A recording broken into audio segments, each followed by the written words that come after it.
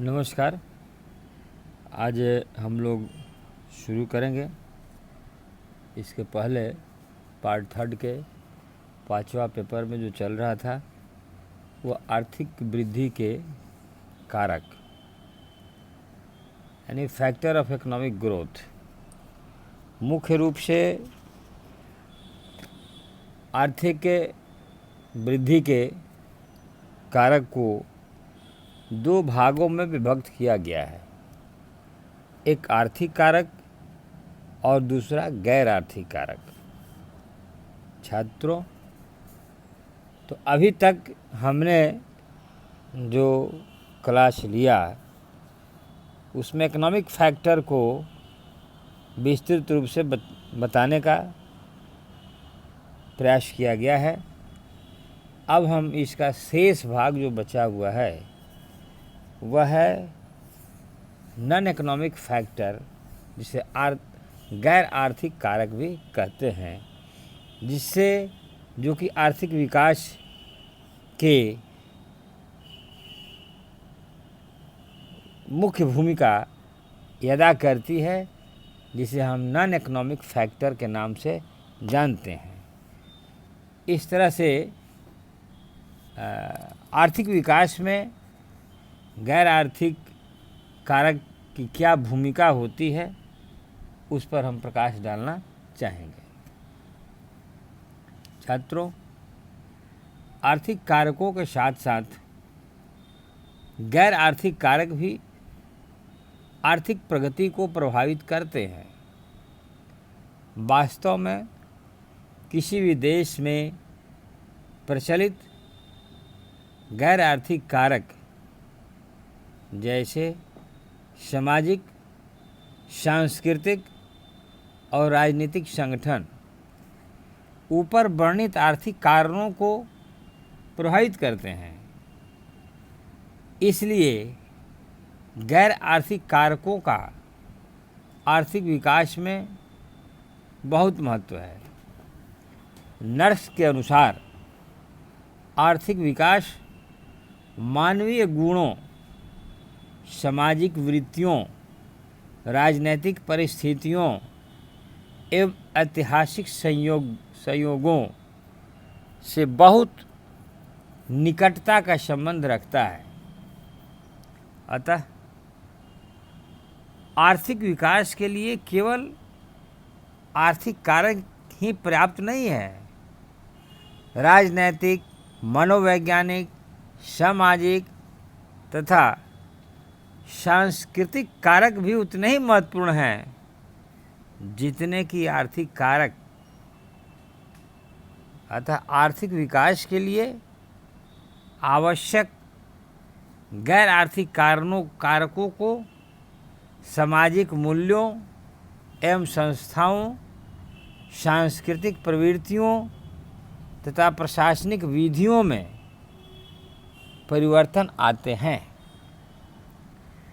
इस प्रकार गैर आर्थिक के जो मुख्य जो कारक है उसको हम बिंदुवार उस पर हम चर्चा करना चाहेंगे। पहला जो है वह है रिलीजियस कल्चर एटीट्यूड, यानी धार्मिक सांस्कृतिक वृत्तियाँ। अल्पविकसित देशों के समाजों में आर्थिक, धार्मिक एवं सांस्कृतिक परंपराएं होती है जो आर्थिक विकास की प्रेरक नहीं होती। धर्म मितव्ययिता तथा परिश्रम के गुणों को कम प्रोत्साहन देता है। लोग भाग्यवादी होते हैं, इसलिए काम करना पसंद नहीं करते। वे परंपरागत रीति रिवाजों से अधिक प्रभावित होते हैं तथा अवकाश, संतुष्टि और उत्सवों एवं समारोहों में भाग लेने को अधिक मूल्य प्रदान करते हैं। इस प्रकार मुद्रा लाभदायक ढंग से निवेश न करके व्यर्थ कार्यों पर व्यय कर दी जाती है। सांस्कृतिक वृत्तियां प्रगति में बाधक होती है, जिससे सामाजिक, आर्थिक व राजनीतिक संस्थाएं पिछड़ी हुई रहती है और आर्थिक विकास में सहायक नहीं होती। इसलिए धार्मिक एवं सांस्कृतिक परंपराओं में परिवर्तन लाने बहुत आवश्यक हैं। लोगों में ऐसे धार्मिक विचारों का समावेश करना चाहिए जिससे आर्थिक प्रगति को प्रोत्साहन मिले। यह विशेषता पाश्चात्य संस्कृति में पाई जाती है, जिसमें भौतिकवाद प्रबल है, जबकि भारतीय संस्कृति में अध्यात्मवाद पर अधिक बल दिया गया है। डॉक्टर एस राधाकृष्णन ने ठीक ही कहा है कि प्राच्य संस्कृति से संबंधित गुण जीवन तथा स्थिरता के लिए प्रयत्न करते हैं, जबकि पाश्चात्य संस्कृति की विशिष्टताएं प्रगति तथा साहस के लिए। कोई भी सांस्कृतिक परिवर्तन असंतोष फैलाता है और अपने ही मार्ग में बाधा प्रस्तुत करता है, जिससे आर्थिक विकास पर प्रतिकूल प्रभाव पड़ता है। जैसे राष्ट्रीय आय में वृद्धि होने से सामाजिक कल्याण में वृद्धि नहीं होगी। यदि राष्ट्रीय आय में वृद्धि के साथ साथ निर्बल सांस्कृतिक समायोजन होंगे। इसलिए परिवर्तन चयनात्मक होने चाहिए, उन्हें धीरे धीरे प्रचलित करना चाहिए। जबरदस्ती की अपेक्षा मनाने का तरीका अच्छा होता है। इस दिशा में शिक्षा तथा निर्देशन सहायक सिद्ध हो सकते हैं। शिक्षा से ज्ञान का मार्ग खुलता है और लोग नए तरीकों और तकनीकों के प्रति जागरूक होते हैं, जिससे उत्पादन में वृद्धि होती है। इस प्रकार आर्थिक प्रगति का द्वार खुल जाता है। छात्रों, इस तरह से धार्मिक सांस्कृतिक वृत्तियां का भी हमारे आर्थिक विकास पर, आर्थिक वृद्धि पर प्रभाव पड़ता है। अगला जो नॉन इकोनॉमिक फैक्टर का जो कारण है वह है social factor. Value, attitudes and institutions,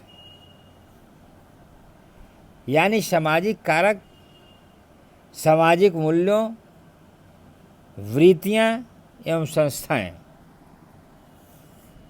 सामाजिक वृत्तियां, मूल्य तथा संस्थाएं भी आर्थिक विकास को प्रभावित करते हैं। वृत्ति शब्द का अभिप्राय ये समस्त विश्वास और मूल्य है जो मानव व्यवहार को जैसा वह है उसे वैसा होने का कारण होते हैं। मूल्य शब्द विशेष उद्देश्यों की ओर मानव व्यवहार की प्रवृत्तियों से संबद्ध है। आधुनिक आर्थिक विकास सामाजिक और मनोवैज्ञानिक कारकों द्वारा प्रभावित हुई है। पश्चिमी संस्कृति और शिक्षा से तर्क और संदेशवाद प्रारंभ होता है। इससे साहसिकता की भावना उत्पन्न हुई है, जिससे नई खोज और नए आविष्कार हुए हैं तथा परिणाम स्वरूप नए व्यापारी वर्ग का उदय हुआ। ये शक्तियाँ सामाजिक वृत्तियों, आशाओं और मूल्यों में परिवर्तन लाई। लोगों ने बचत और निवेश करने की आदत अपनाई तथा लाभ कमाने के लिए जोखिम उठाया। उन्होंने एक दी हुई लागत से अधिकतम उत्पादन करने को विकास किया है, जिसे लुईस बचत करने की क्षमता कहता है। परिणाम स्वरूप यूरोपीय देशों ने 18वीं एवं 19वीं शताब्दियों में औद्योगिक क्रांति का अनुभव किया। आर्थिक और धार्मिक स्वतंत्रता ने सामाजिक वृत्तियों और मूल्यों में और परिवर्तन लाए। एकल पारिवारिक इकाई ने संयुक्त परिवार प्रणाली का स्थान लिया, जिसने आधुनिक आर्थिक विकास की और सहायता की। छात्रों, अल्पविकसित देशों में ऐसी सामाजिक वृत्तियाँ, मूल्यों और संस्थाएं पाई जाती है जो आर्थिक विकास में सहायक नहीं होती। बचत और मेहनत की अच्छाइयों को धर्म कम प्रेरणा प्रदान करता है। लोग भाग्यवादी होते हैं तथा इसलिए मेहनती नहीं होते हैं।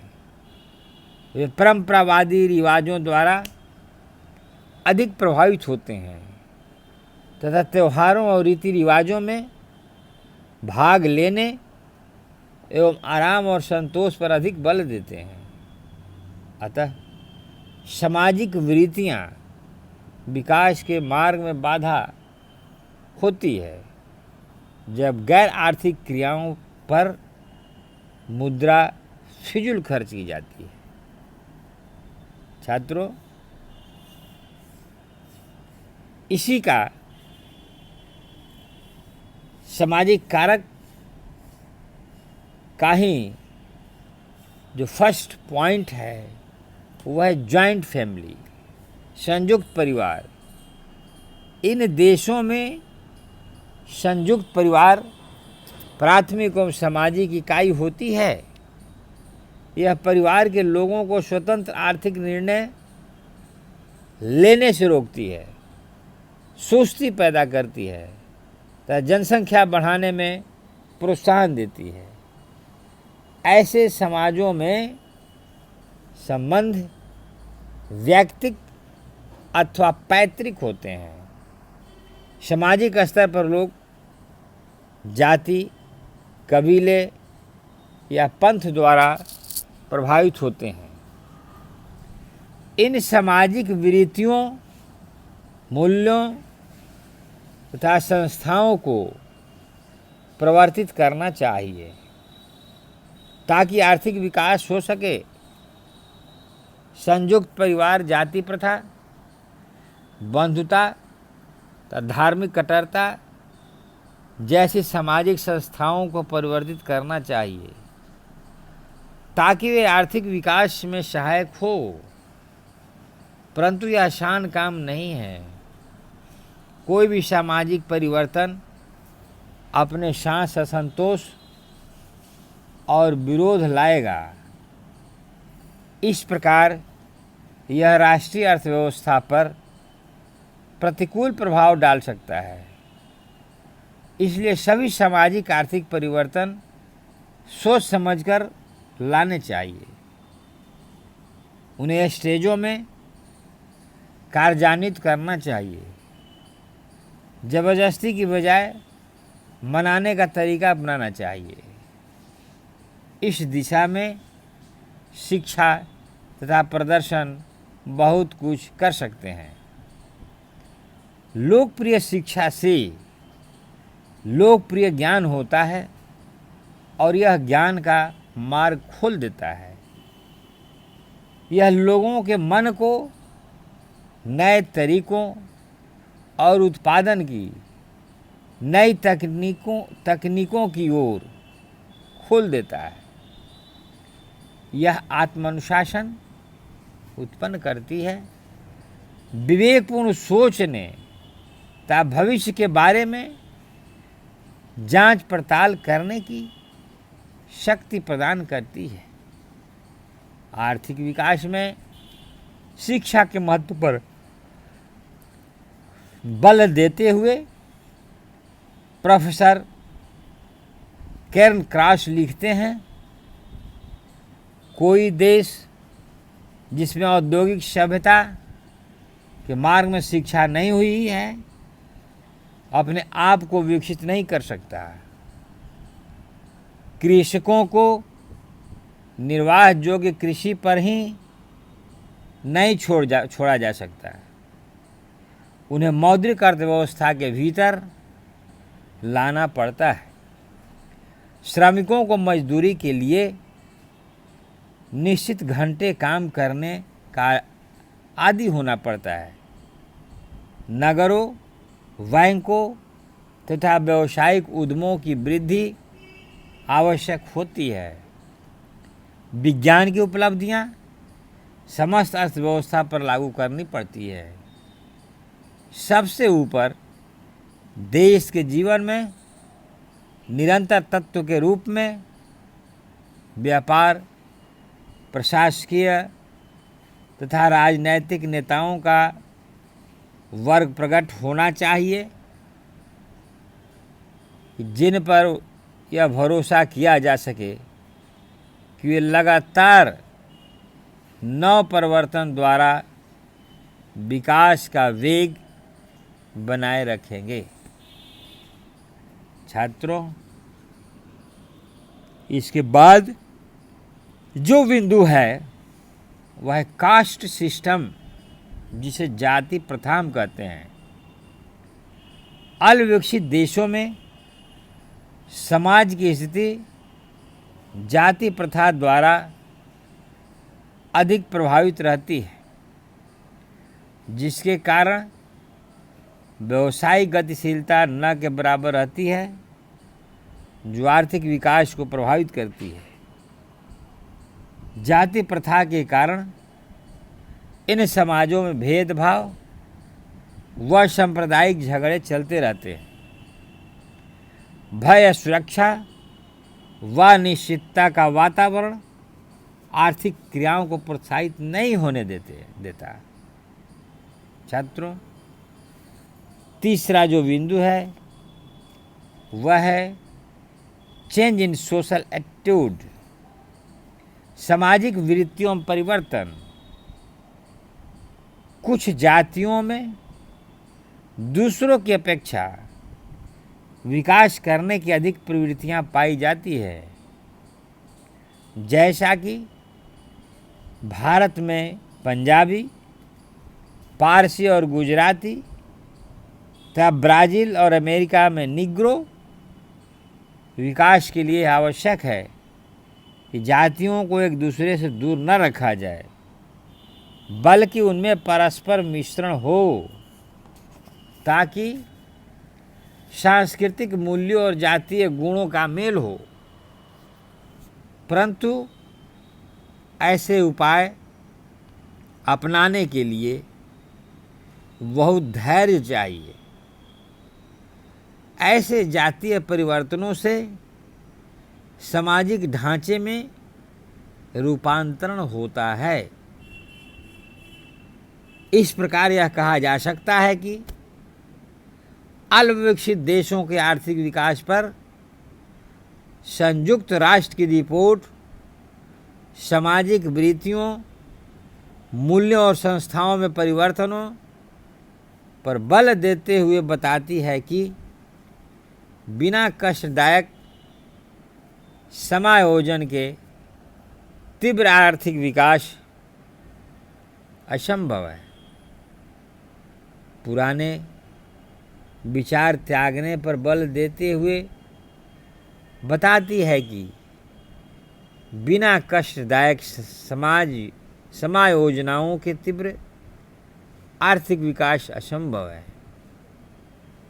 पुराने विचार त्यागने होंगे, पुरानी संस्थाएं त्यागनी पड़ेगी, जाति धर्म के बंधन को तोड़ने होंगे, परंतु परिवर्तन की प्रक्रिया क्रांतिकारी नहीं होनी चाहिए, अन्यथा सामाजिक वृत्तियों और मूल्यों में तीव्र परिवर्तन अपने साथ असंतोष और हिंसा तथा विकास के मार्ग को रोकेंगे। छात्रों, अगला जो बिंदु है वह इंस्टीट्यूशनल चेंज, संस्थात्मक परिवर्तन। मिर्डल ने अपने एशियन ड्रामा में अल्पविकसित देशों के तीव्र आर्थिक विकास के लिए आधुनिकीकरण मूल्यों तथा आधुनिकीकरण आदर्शों को अपनाने पर बल देता है। उसके अनुसार आधुनिकीकरण मूल्यों अथवा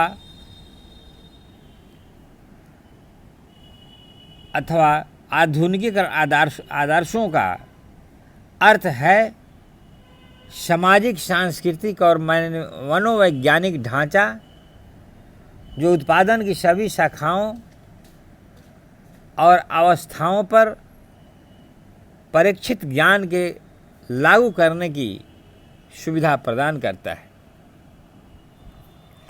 आधुनिकीकरण को आदर्शों पर परीक्षित ज्ञान के लागू करने की सुविधा प्रदान करता है।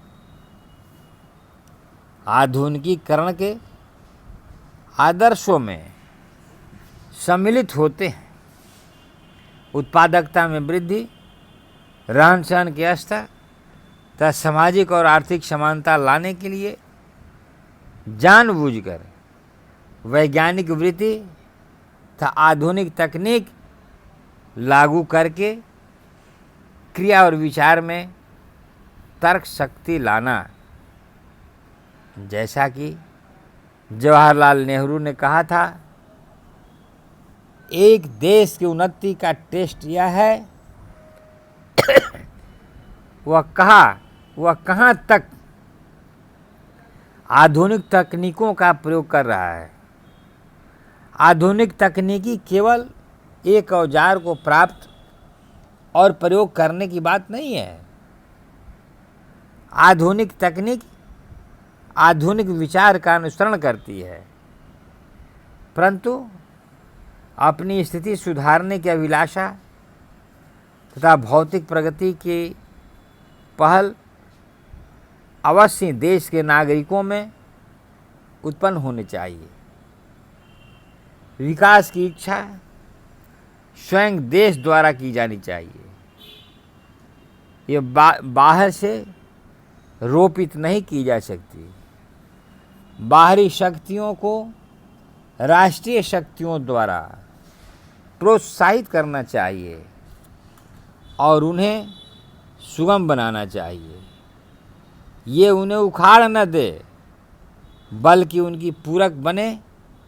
विदेशी सहायता विकास को केवल प्रारंभ या प्रोत्साहित कर सकती है, उसे बनाए नहीं रख सकती। प्राप्त आंतरिक प्रोत्साहन के अभाव में विकास लड़खड़ा जाएगा।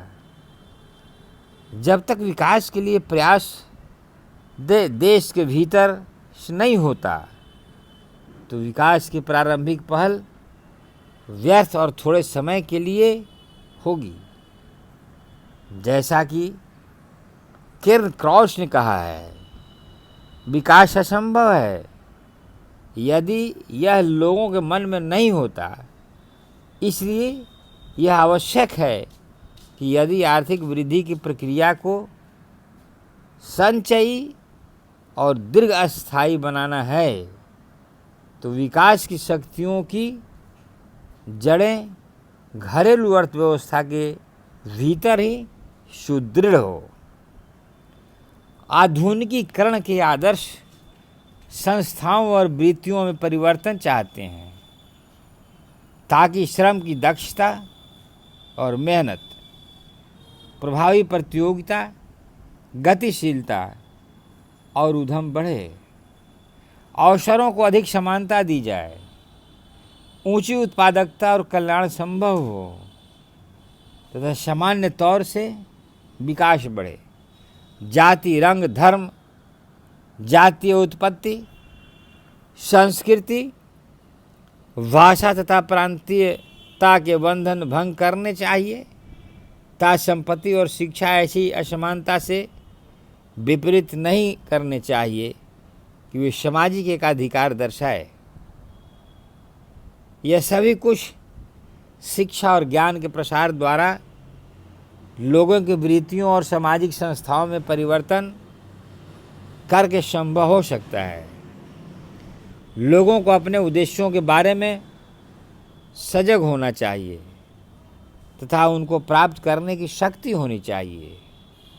लेकिन जहाँ सामाजिक ढांचा दृढ़ जाति और संयुक्त परिवार प्रणाली द्वारा प्रभावित होता है, वहाँ व्यक्तिगत स्वतंत्रता एवं व्यवसायिक गतिशीलता नहीं होती। परिणाम स्वरूप लोगों में अधिक काम, अधिक कमाई और अधिक बचत करने की प्रेरणा कम पाई जाती है तथा वे प्रयास और जोखिम नहीं उठाते। इस कारण विकास के लिए ऐसी संस्थाओं और वृत्तियों को परिवर्तित करना चाहिए जो मुक्त समाज और मुक्त प्रतियोगिता के मार्ग में रुकावट होती है। उदाहरणार्थ, भारत में विभिन्न भूमि सुधार को मिडल जाति प्रथा तोड़ने के प्रयास मानता है ताकि मुक्त प्रतियोगिता की बाधाएं और सामाजिक एकाधिकार को समाप्त किया जा सके। वृत्तियों के संबंध में आधुनिकीकरण आदर्शों को मिडल तथा मनुष्य अथवा आधुनिक मनुष्य, नए राज्य का नागरिक, विज्ञान के युग में मनुष्य, औद्योगिक मनुष्य का निर्माण करना कहता है। इसका अभिप्राय है वृत्तियों में परिवर्तन ताकि लोगों में दक्षता, परिश्रम, सुव्यवस्थितता, समय पाबंदी, मितव्ययिता, अत्यंत ईमानदारी, काम के निर्णयों में तर्क शक्ति, परिवर्तन के लिए तत्परता, अवसरों के प्रति सजगता जैसे ये परिवर्तनशील संसार में उत्पन्न होते हैं, सक्रिय उद्यम, सच्चरित्र और आत्मनिर्भरता, सहयोगिता और दृढ़ दृष्टिकोण अपनाने की इच्छा। आधुनिकीकरण की ओर वृत्तियों में परिवर्तनों से अर्थव्यवस्था के कृषि, औद्योगिक और तृतीयक क्षेत्रों की ओर विकास होता है, परंतु उद्यम वृत्ति के बिना इन क्षेत्रों का विकास संभव नहीं है। मिडल के अनुसार अल्पविकसित देशों में उद्यम वृत्ति का अभाव इस कारण नहीं है कि उनमें पूंजी अथवा कच्चे माल की कमी होती है, बल्कि इस कारण कि उनमें सही वृत्तियों वाले उद्यमियों की कमी पाई जाती है। हेगन अपनी पुस्तक on the theory of social change 1962 में उद्यम वृत्तियों के अभाव को परंपरागत समाज में शिशुत्व वातावरण को मानता है, जो वयस्कों में क्रोध, चिंताएं और तनाव को उत्पन्न करता है। वे आदर निकास से पीड़ित होते हैं और पलायनवाद को अपने व्यक्तित्व का मुख्य लक्षण विकसित कर लेते हैं। हेगन के अनुसार अनेक पीढ़ियों की बहुत लंबी अवधि के दौरान उपलब्धि आवश्यकता प्रेरणा के साथ उद्यमियों का एक वर्ग विकसित होता है। ऐसी मनोवैज्ञानिक वृत्ति उत्पन्न होती है जब पिताओं की एक पीढ़ी उपलब्धि की मांग करती है या उपलब्धि के रास्ते में नहीं आती तथा माताएं शिशुओं के प्रति सक्रियता प्रोत्साहित करने में आधार की भूमिका निभाती है।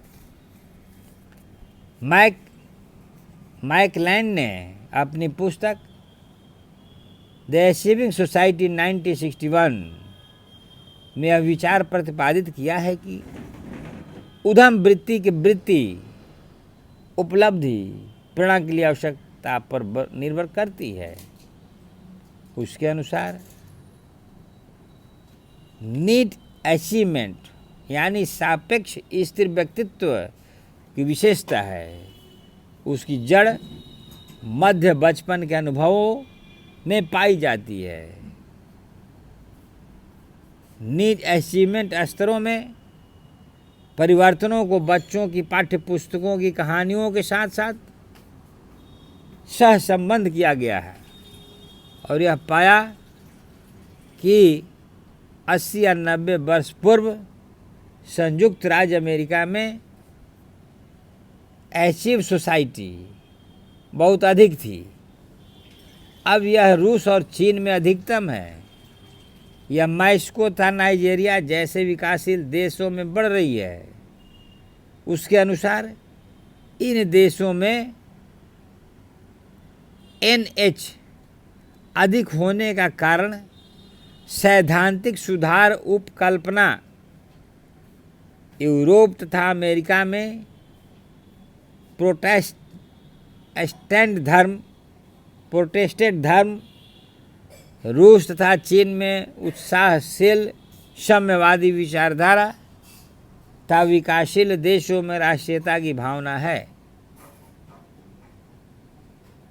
मैकलैंड ने डेविड विंटर के साथ मिलकर भारत में आंध्र प्रदेश के काकीनाडा कस्बे में प्रयोग किए और यह बताया कि वहाँ उद्यम वृत्ति के विकास में NH कारक ने न तो मुद्रा, न ही जाति और न ही परंपरागत विश्वासों ने कोई महत्वपूर्ण कार्य किया। यह पाया गया कि जिन्होंने 1964-65 में प्रेरणा कार्यक्रम के अंतर्गत हैदराबाद की small industry extension training institute में 2 सप्ताह का प्रशिक्षण दिया गया, उन्होंने बाद में अधिक सक्रिय उद्यमी व्यवहार का परिचय दिया। इस प्रकार अंत में कहा जा सकता है कि वृत्तियाँ, प्रेरणाएँ और अनुकूल वातावरण सब मिलकर विकास के लिए उद्यम वृत्ति को बढ़ावा देते हैं। छात्रों, आज के क्लास में हम लोग गैर आर्थिक कारक के इतना ही बिंदु को रहने दें। शेष दूसरे क्लास में जो भी 2 बिंदु बचे हुए हैं, ह्यूमन फैक्टर्स और पॉलिटिकल एंड एडमिनिस्ट्रेटिव चेंजेज, इसको हम लोग नेक्स्ट क्लास में जब मिलेंगे तो इस पर चर्चा करेंगे। धन्यवाद।